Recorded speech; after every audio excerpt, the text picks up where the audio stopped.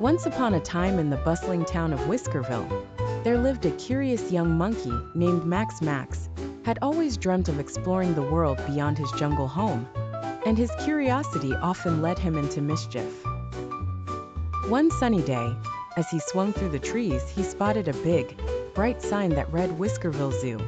His eyes widened with excitement as he decided this was the perfect adventure he had been waiting for. Without a second thought, Max sneaked into the zoo, eager to make new friends.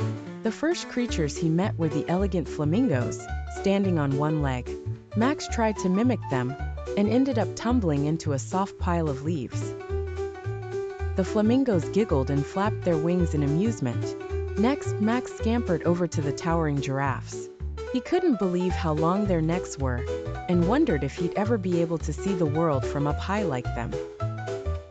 As he made his way through the zoo, Max stumbled upon a wise old tortoise named Tilly. Tilly had been at the zoo for many years and was famous for telling fascinating stories about her long life. Max was eager to learn about the world and sat patiently as Tilly shared tales of faraway lands, hidden treasures, and brave explorers. Max listened intently and promised Tilly he would return to hear more someday. The sun began to set, painting the sky with shades of orange and pink. Max knew it was time to head back home. As he exited the zoo, he realized that the world was full of wonders and exciting adventures, just waiting to be discovered. Max swung back to his jungle, his heart full of joy and friendship.